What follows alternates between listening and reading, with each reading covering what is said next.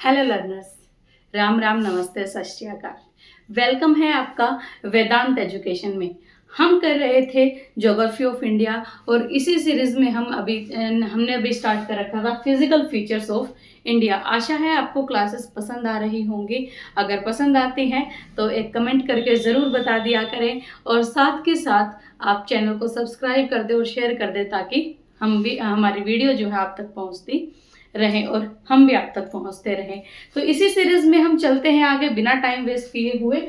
The northern plane, हमने eastern hills तक अपना जो है हिमालय का पोर्शन कर लिया था कंप्लीट और अब हम चलते हैं नर्दर्न प्लेन्स के ऊपर। तो नर्दर्न प्लेन है, जो प्लेन एरिया में रहते होंगे उनको अच्छा खासा पता है। जो प्लेन एरिया है वो किससे बना हुआ है? आपके डिपोजिशन से बना हुआ है, एलुवियल सोइल के डिपोजिशन से बना हुआ है। और वो डिपोजिशन कौन करता है? आपकी रिवर्स करती है। The Indus river, Ganga river and the Brahmaputra river, ये तीनों रिवर जो है मिलके एक पूरा बड़ा हमारा क्या बनाती है? एक प्लेन रीजन बनाती हैं जो बहुत ही फर्टाइल है। जो इंडस्ट्रियलाइजेशन जहाँ पे सबसे ज़्यादा है, प्लेन एरिया है, ठीक है। और फर्टिलिटी, अगर हम बात करें एग्रीकल्चर की फर्टिलिटी की, तो वो भी सबसे ज़्यादा प्रोडक्शन वहाँ पे हो रही है। अगर आप जॉब की बात करते हैं वो भी सबसे ज़्यादा प्लेन एरिया में, इंडस्ट्रियलाइज एरिया सबसे ज़्यादा है।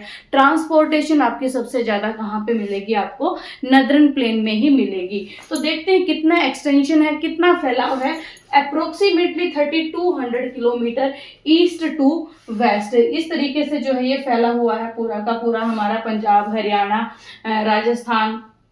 कुछ एरिया डेजर्ट का है, कुछ आपका प्लेन में भी आता है। गुजरात है, मध्य प्रदेश है, झारखंड है, बिहार है, छत्तीसगढ़ है।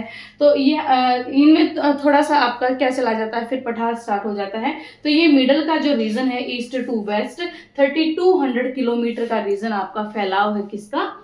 नर्दर्न प्लेन का। एवरेज विड्थ जो है वो कितनी है, चौड़ाई कितनी है? लगभग 150 to 300 किलोमीटर की यहाँ पे आपकी विड्थ रहेगी। इसकी जो मैक्सिमम डेप्थ है, अगर हम बात करें एलुवियल डिपॉजिट की, तो वो वेरी करती है between 1000 to 2000 metre north to south.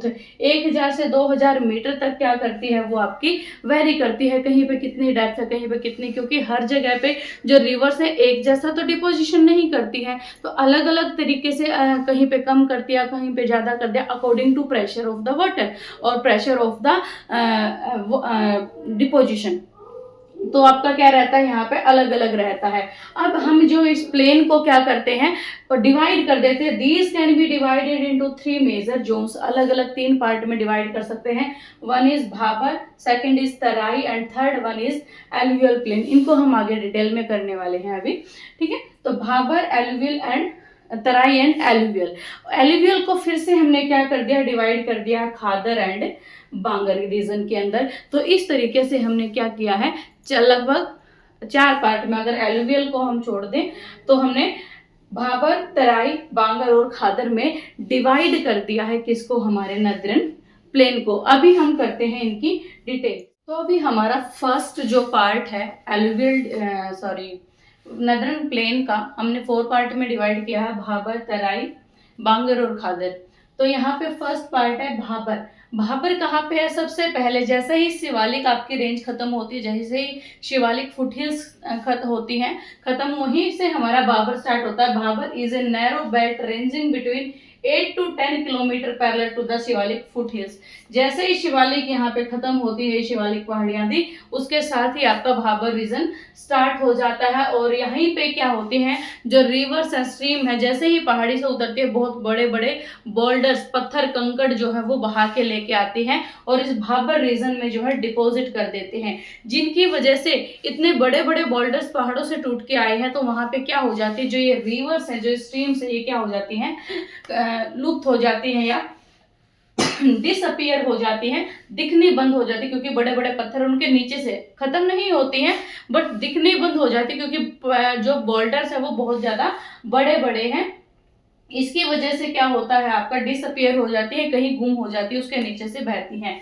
और इसी को क्या बोलते हैं, क्योंकि जो पत्थर है, बड़े बड़े कंकर पत्थर लेके आते हैं, वो इस तरह से फैन की शेप में बन जाते हैं, जिस वजह से हम इसको किस नाम से जानते हैं? भाबर प्लेन को एलुवियल फैन के नाम से भी हम इसको जानते हैं। भाबर, जैसे ही भाबर खत्म होता है उसके नीचे का जो रीजन है आपका वो कौन सा स्टार्ट हो जाता है, तराई रीजन। तराई मतलब एक लोकल लैंग्वेज में बोलते हैं तराई मतलब जहाँ पे बहुत ज्यादा पानी हो जाता है। यहाँ पे भी वही है, तराई रीजन। जैसे ही भाबर खत्म होता है, south of Bhabar is the Terai belt with approximately width of 10 to 20 kilometre. 10 से 20 किलोमीटर की चौड़ाई में आपका भाबर के बाद कौन सी बेल्ट आ जाती है, तराई बेल्ट आ जाती है। इसके साथ ही most of the stream and rivers reemerge. यहाँ पे क्योंकि बोल्डर पत्थर तो वहां पे छोड़ के आगे है, वाटर के पास, पानी के पास इतनी शक्ति नहीं है, इतना प्रेशर नहीं है कि उन पत्थरों को और आगे बहा के ले जाए जा सके। तो जैसे ही वो खत्म होता है उसके बाद फिर से नदियां जो है, रिवर्स जो है वो दिखने लगती हैं, दोबारा से री एमर्ज हो जाती हैं without having any properly demarcated channel. लेकिन उनका कोई चैनल नहीं होता है, एक लाइन में नहीं चलती, क्योंकि पत्थरों के नीचे से टेढ़ी मेढ़ी निकलती आ रही है। तो वो कहीं से भी क्या है, देखो जैसे ये बड़े बड़े पत्थर थे आपके, इनके अंदर से इस तरह से कहीं भी ऐसे निकल के आ रही है। तो एक प्रॉपर चैनल नहीं है, डिमार्केटेड चैनल नहीं है, इस तरह से टेढ़ी मेढ़ी होती हुई जहां से हमको रास्ता मिल रहा है निकलने का, वहीं से निकल के वो आ रही हैं, thereby creating marshy and swampy conditions. बहुत दलदली तरह की कंडीशन यहाँ पे हो जाती है, पानी बहुत ज्यादा हो जाता है तो दलदली होगी। तो इसी वजह से इसको हम क्या बोलते हैं, तराई। जहाँ पे बहुत ज्यादा पानी है, मैंने पहले भी बताया, तो उस रीजन को हम क्या बोलेंगे, तराई रीजन बोलेंगे। और अगर हम बात करें यहाँ पे जो लग्जीरियस वेजिटेशन ग्रोथ होती है, क्योंकि पानी बहुत अच्छा है, एलुवियल सॉइल है, पहाड़ों से उतर के आने वाले बहुत सारे मिनरल्स, प्रोटीन उनके अंदर सॉइल के अंदर होते हैं, एलुवियल सॉइल के अंदर। तो और वाटर की क्वांटिटी बहुत ज़्यादा होती है, तो वाइल्ड लाइफ के लिए बहुत अच्छी जगह मानी जाती है, बहुत ही इंपॉर्टेंट प्लेस होता है। और लग्जरियस नेचुरल जो वेजिटेशन है उसके लिए भी तराई रीजन बहुत ही अच्छा माना जाता है। बट वहाँ पर रहने के लिए अगर हम बात करें सेटलमेंट के लिए, ये रीजन अच्छा नहीं है, क्योंकि दलदली रीजन होता है। तो सेटलमेंट में इंसान वहाँ पे जो है घर वगैरह बनाना थोड़ा मुश्किल होता है, थोड़ा सा आगे चलने के बाद फिर जो सेटलमेंट स्टार्ट हो जाती है। तो अब हमारा नेक्स्ट है एलुवियल प्लेन, जहाँ पे हम खादर और बांगर दोनों की बात करते हैं। एलुवियल प्लेन के अंदर जहाँ पे आपकी जलोढ़ मिट्टी पाई जाती है।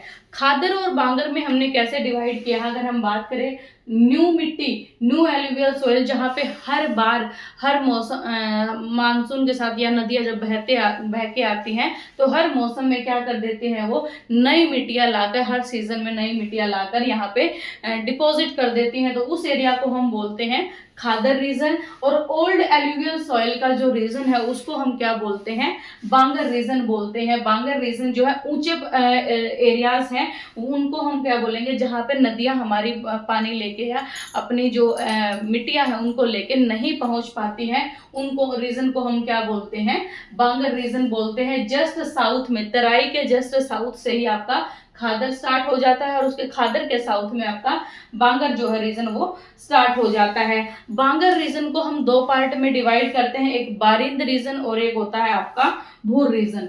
बांगर का बारिंद और दूसरा है आपका भूर रीजन। बारिंद प्लेस और भूर प्लेस होता है। बारिंद प्लेस जो है आपका बंगाल का जो डेल्टाई रीजन है यहाँ पे मिलता है, और जो यहाँ की वास्तविक जो गंगा का मैदान है, ठीक है, पश्चिम बंगाल का जो गंगा का मैदान है वहां पे आपको बारिंद रीजन मिलता है।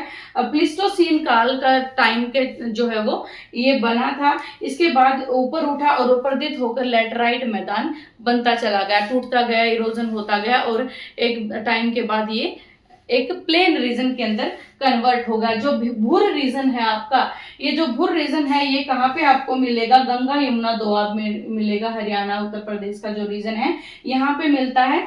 और जो ऊंची भूमियां है लगातार कटक के रूप में बार बार इरोजन होके यहाँ पे भी जो है वो मिल गई है। बांगर जो मिट्टी है आपकी वो बहुत ज़्यादा सिंचाई मांगती है, इरिगेशन बहुत ज़्यादा मांगती है, पानी की ज़रूरत होती है, उसके बाद ही यहाँ की ज़मीन जो है वो उपजाऊ हो जाती है। क्योंकि इस मिट्टी के अंदर क्या मिलते हैं आपको, कंकड़ पत्थर मिलते हैं, रेत होता है, तो इस वजह से यहाँ पे किसकी ज़रूरत है आपको। और जब ज़्यादा पानी दे देते हैं तो उसके ऊपर वाइट कलर की परत जम जाती है, बांगर मिट्टी के अंदर, एलुवियल सॉइल के अंदर क्या होता है, जब पानी बहुत ज़्यादा दे देते हैं हम तो उसके ऊपर वाइट कलर की पट्टी जम जाती है। कहीं आपने देखा होगा नमक जैसा जमा हुआ, तो कहीं पे उसको कलर बोलते हैं, कहीं पे उसको रे बोलते हैं। आपके रीजन में लोकली अलग अलग नाम से जानते होंगे, तो आप भी बता सकते हैं कि किस नाम से आप उसको जानते हैं। These plains have characteristic features of mature stage of fluvial erosional and depositional landforms। तो यही वो रीजन है जहाँ पे जो आपके पानी, फ्लूवियल का मतलब क्या है, पानी से बनी हुई जो आपकी इरोजनल और डिपोजिशनल लैंडफॉर्म्स यहाँ पे बहुत अच्छे तरीके से आपको देखने को मिल जाते हैं। पहाड़ी रीजन में इतनी अच्छे से नहीं मिलेगी। तो यहाँ पे कौन सी फॉर्म, सैंड बार्स हो जाते हैं, मिट्टी का ढेर बना देते हैं, ठीक है, इस तरीके से सैंड बार्स हो जाते हैं, मियांडर्स हो जाते हैं। मियांडरिंग शेप किसको बोलते हैं, जब सांप इस तरीके से चलता है ना तो उस शेप को क्या बोलते हैं, मियांडरिंग शेप बोलते हैं, कि मियांडरिंग करता हुआ सांप चलता है, स्नेक तो इस शेप को क्या बोलते हैं, मियांडर। तो इस तरीके से की शेप, क्योंकि हमने लास्ट में बात की थी कि जहां जब आपका तराई रीजन से निकलती है तो उनका कोई प्रॉपर चैनल नहीं होता है, तो डिमार्केटेड कोई चैनल नहीं होता, तो इस तरह मियांडरिंग करती हुई रिवर आपके प्लेन एरिया में चलती है, या जहां पे पानी की जब कमी होने लगती है तभी भी वो मियांडरिंग करते हुए चलती है। मियांडरिंग के बाद आपको मिलती है ऑक्सबो लेक। जब ये मियांडर, जब पानी कम हो जाता है, इस तरह से चलती आ रही थी और यहाँ पे फिर क्या हो जाता है, सीधी छूट जाती है, और जो ये वाला एरिया पीछे छूट जाता है इस तरीके से, तो इसको हम क्या बोलते हैं, क्योंकि ये ओक्स की जो बो होता है, ऑक्सबो लेक इसलिए बोलते हैं क्योंकि जो पंजा होता है उसके जिस जैसी ये जो है बन जाती है, that's why we are calling it oxbow lake. Next है ब्रेडेड चैनल, दाढ़ी जैसी होती है ना उस तरीके से फैल जाते हैं अलग अलग डायरेक्शन में, इस तरीके से जो है फैली फैली होती है, that's why we called it as braided channel. तो ये सारे के सारे हमें इस एलुवियल जो प्लेन है यहाँ पर अच्छे से इरोजनल और डिपोजिशनल जो एक्टिविटी है वो मिल जाती हैं। नेक्स्ट है हमारा the Brahmaputra plains are known for their riverine island. Riverine island क्या होता है, ब्रह्मपुत्रा को जानते हैं हम रिवराइन आइलैंड के लिए। रिवराइन आइलैंड का मतलब क्या होता है, जब किसी नदी के बीच में आइलैंड बना हो, कोई नदी है इस तरीके से जा रही है, इसके बीच में जब आइलैंड बनता है तो उसको हम क्या बोलते हैं, रिवराइन आइलैंड बोलते हैं। और ब्रह्मपुत्रा का जो एक मेन इंपॉर्टेंट आइलैंड है, रिवराइन आइलैंड है, that is Majuli. Majuli island जो है आपका बहुत ही इंपॉर्टेंट है, जो ब्रह्मपुत्रा रिवर में बना हुआ है। Most of these areas are subjected to periodic flood and shifting river courses from forming braided streams. और ये जो एरियाज होते हैं आपके एलुवियल प्लेन्स वाले, या ब्रह्मपुत्रा रीजन का प्लेन है, गंगा इंडस का रीजन है, तो ये फ्लडेड रीजन होते हैं, क्योंकि एकदम से ऊंचाई से बह के आते हैं तो एकदम से पानी वहां पे आता है, और रिवर जो है का जो कोर्स है वो शिफ्ट होता है, एकदम से पहाड़ी रीजन से प्लेन में आता है, इस वजह से। और ब्रेडेड स्ट्रीम होते हैं, बताया ना कि इस तरह से फैल जाती है, उस फैलने की वजह से पानी बिल्कुल फैल जाता है और यहाँ पे क्या बन जाते हैं, आपके फ्लड का रीजन बन जाता है। और जो ये फ्लडेड गंगा ब्रह्मपुत्रा का जो रीजन है, ये आपका खादर रीजन के उदाहरण है। और बाकी सारे रीजन में चाहे आप बात कर लीजिए हरियाणा की, उत्तर प्रदेश की, इसके बाद अगर हम बात करें आपका जो पश्चिम बंगाल है, पूर्वी उत्तर प्रदेश, बिहार है, इन रीजन में हम इसको क्या बोलते हैं, खादर बोलते हैं, न्यू एलुवियल सॉइल को। बट पंजाब में इस रीजन को हम क्या बोलते हैं, बैट बोलते हैं। पंजाब में खादर रीजन को हम क्या बोलते हैं, बैट बोलते हैं। तो ये है हमारा एलुवियल प्लेन। इसके बाद एक छोटा सा रीजन है हमारा पंजाब का रीजन, जिसके बारे में हम बात करते हैं। पंजाब में दोआब बने हुए हैं, क्योंकि किसी दोआब के रीजन को ही प्लेन बोलते हैं। दोआब मतलब क्या है, दो रिवर से बना हुआ रीजन, दो रिवर्स के बीच का जो रीजन होता है उसका दोआब बोलते हैं। तो कुछ एक नाम है वो हम कर लेते हैं एक बार। ये है हमारे कुछ पंजाब के प्लेन। पंजाब प्लेन को हमने थोड़ा सा और फर्दर डिवाइड किया है, क्योंकि दो region, the region between two river is known as Doab. तो सबसे पहला हमने डिवाइड किया पंजाब का बीस्ट दोआब। बीस्ट दोआब कहाँ पे है, ब्यास और सतलुज रिवर के बीच में। इसके बाद है बारी दोआब। बारी दोआब आपका है ब्यास और रावी नदी के बीच में। रचना दोआब, रचना दोआब आपका रावी और चेनाब नदी के बीच में। चाज दोआब, चेनाब एंड झेलम नदी के बीच में, सिंध सागर दोआब झेलम, चेनाब और सिंधु नदी के बीच में। और ये एरिया बहुत ज़्यादा इम्पोर्टेंट है आपका एग्रीकल्चर के लिए, बहुत फर्टाइल लैंड यहाँ पे है क्योंकि एलुवियल सॉइल अच्छी है यहाँ पे, तो इस वजह से एग्रीकल्चर को जो है ये अच्छा माना जाता है एग्रीकल्चर के लिए। तो यहाँ पे कौन सी, जूट है, सुगर केन है, वीट है, राइस है, कॉटन है, तो ये सारी की सारी अच्छी फसलें जो है वो यहाँ पे उगाई जा सकती हैं। और मोस्ट इम्पोर्टेंट बात ये कि जो हमारा प्लेन रीजन है, पूरा का पूरा plain, not only Punjab, Haryana, Punjab, Uttar Pradesh, Bihar, ये सारा का सारा रीजन जो हमारा प्लेन का आता है, ये बहुत बड़ी पॉपुलेशन को भी लिए हुए है। पूरे इंडिया की जो मैक्सिमम पॉपुलेशन आपको वो कहाँ पे मिलेगी, आपके जो प्लेन एरिया है इसके अंदर मिलेगी। हमने पहले भी बात की, क्योंकि इंडस्ट्रियलाइजेशन अच्छा है यहाँ पे, आपके जो है ट्रांसपोर्टेशन अच्छी है, रोड नेटवर्क अच्छा है, रेलवे नेटवर्क अच्छा है, इस वजह से सारी की सारी सुविधाएं जो फैसिलिटीज यहाँ पे मिलती हैं, इस वजह से आपका जो प्लेन है बहुत ही इम्पोर्टेंट रोल प्ले करता है हमारी कंट्री की डेवलपमेंट के लिए। तो आज की क्लास में इतना ही करते हैं फिजिकल फीचर्स में प्लेन। नेक्स्ट क्लास में हम करेंगे पेनिनसुलर इंडिया। अगर क्लास आपको समझ आई है, कुछ बातें पता चली हैं, तो कमेंट करके जरूर बताना और शेयर और सब्सक्राइब करते हुए जरूर जाना। धन्यवाद।